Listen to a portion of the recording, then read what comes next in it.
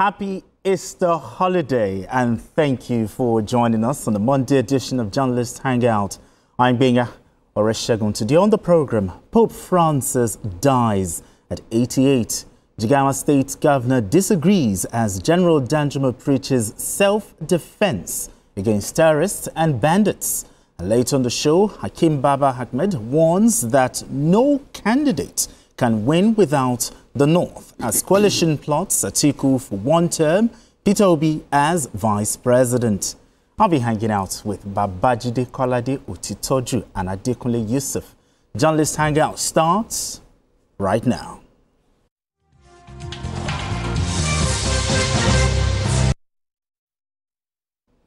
It's Easter Monday, and the holiday is tainted with mourning. At the Vatican City and indeed across the globe, the papacy holds both spiritual significance and global attention. When the man at its helm passes on, the world takes notice of what it means for the Church and beyond. The head of the Catholic Church and sovereign of the Vatican City, Pope Francis, has died at the age of 88. The Vatican confirmed his passing after battling with a severe case of pneumonia. Pope Francis became the first Latin American pope in 2013 and the oldest pope in history. Of all things, Pope Francis will be remembered by Christians for being a beacon of compassion, humility, and spiritual courage. Now let's share an update on his passing with you. Born on the 17th of December 1936 in Buenos Aires, Argentina, Jorge Mario Bergoglio would go on to change the course of the Roman Catholic Church. In 2013, he made history, the first pope from the Western Hemisphere, the first from South America, and the first member of the Jesuit order to ascend to the papacy. He chose the name Francis, a nod to Saint Francis of Assisi, the humble saint known for his care for the poor and the planet. His leadership brought sweeping reforms and a renewed spirit of inclusion.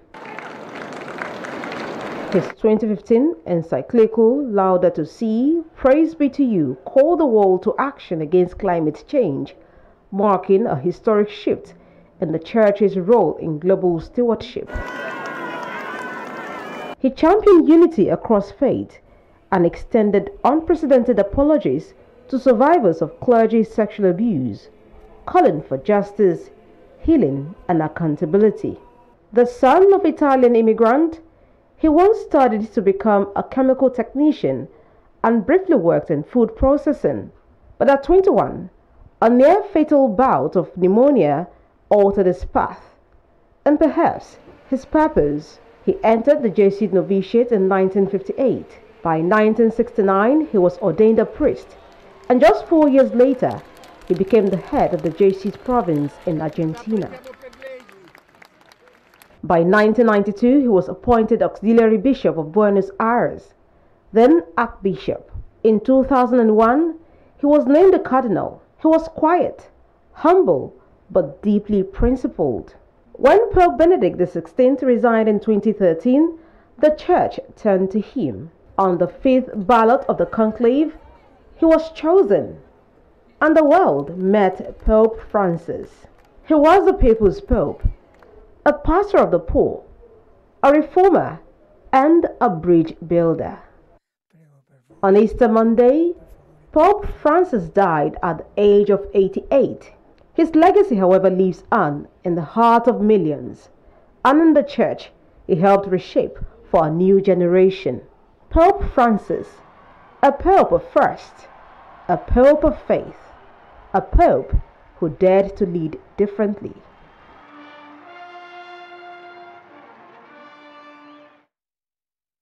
He was the first Roman Catholic pontiff from Latin America. But talk to me, what will he be remembered for, in the Christian community?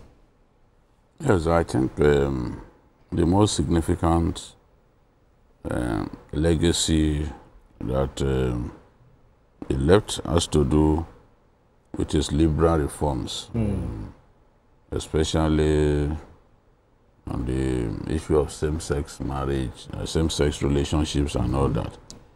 There are many people who are not happy with him on account of that. They felt that for an institution as conservative as the Catholic Church, that it brought far too many changes. Himself and the Pope who was before him, who later Pope Benedict decided to step aside on health grounds. They brought so many sweeping changes, and many people are already thinking that in coming into the conclave, they may decide to elect somebody very conservative this time, probably one cardinal of European origin, who will try to redress some of the reforms, the sweeping reforms that Pope Francis brought about, especially issues around same-sex marriage, which really caused so much problems within the church. So much control, so many problems. So I believe that I'm eagerly waiting for the election of a new pope to see how the conservatives among the cardinals, how they react, and the kind of person that they will choose, because so many of them did not really like the kind of ideas that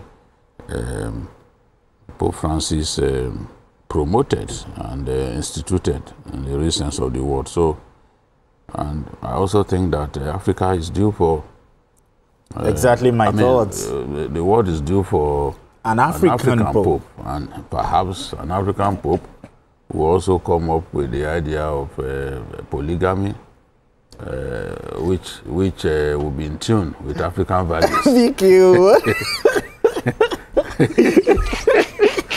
Who knows? You know, well, it may well happen. May well happen. So, it's Pope Francis.